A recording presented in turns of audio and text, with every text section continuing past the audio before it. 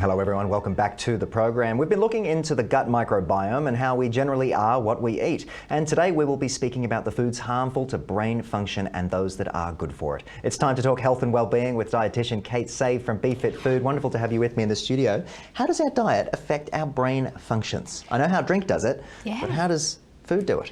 Do you know what? We always think about heart and diet, and we know that intricate link there. And we know that by eating the right sorts of food for our heart, then we have a healthy cardiovascular system.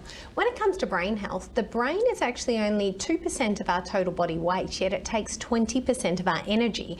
So we need to be getting a lot of those good nutrients. We need to be getting the oxygen, the blood flow to the brain. And there's a blood-brain barrier that's quite specific to what it lets in as well. So anything that is good for heart health is typically actually good for our brain health. And a study recently came out in 2024, April this year I think it was, and it really stated that people that had a healthy balanced diet had improved cognitive function and even intellectual capacity. There you go, another reason to eat your vegetables, kids. But what are the best foods for improving that cognitive function? Can you take us through some of the quick things we can grab off the shelf at the grocer? Yeah, some of the quick easy ones are things like walnuts, because you've got your omega-3 fatty acids there, avocado for the healthy fats, blueberries because they've got those antioxidants or anthocyanins, particularly in the blueberries, that are fantastic for brain health and preventing damage to the brain as well.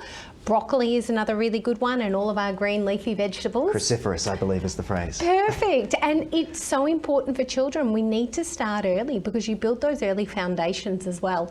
And look, other foods that are really important is just that variety. So it's not just about having one food. And I think people often mistake blueberries as being the wonder food. And there are so many, and it's about that variety. I've definitely seen people fall into that trap where they go, I'm doing poached chicken and I'm doing steamed greens and that's it. Three things, just three things? 100%. So let's talk about what's harmful for our brain function. I think that's the other thing people might want to know about.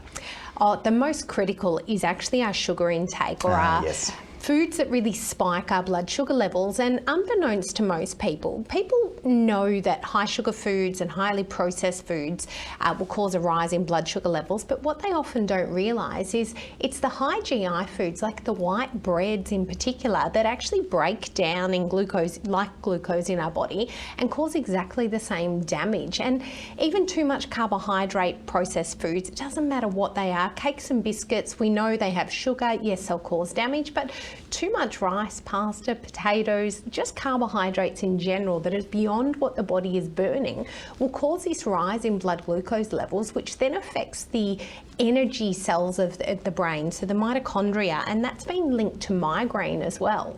Interesting. Well, let's touch on that. And what are the key nutrients which could help with preventing migraines? I know there's a lot of people out there who suffer from them from time to time, unfortunately. Yeah, there's some really good evidence out there now showing that this mito diet, or mitochondrial diet, which really helps us release the energy out of the mitochondria within our cells. Interesting. It can be used with B vitamins in particular, magnesium.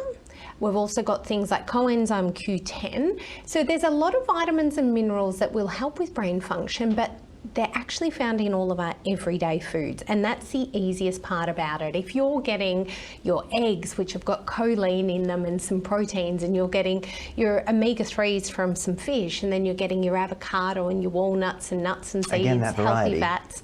Yeah, and the green leafy vegetables, cruciferous. I just love saying it, cruciferous. So how can exercise, obviously it's something that a lot of people talk about when it comes to mental and physical health, how can exercise link to brain function, cognitive function? There I am, I'm slowing down my words. Take us through a little bit more. That is, the slowing down the words is actually a high sugar thing. What they've found is if you have too much sugar, sometimes the way the brain connects between the cells can be slowed down, and that's brain fog. Exercise will correct that, on the other hand. So exercise has these incredible powers that no drug on the market has ever been able to do, or probably will ever be able to do.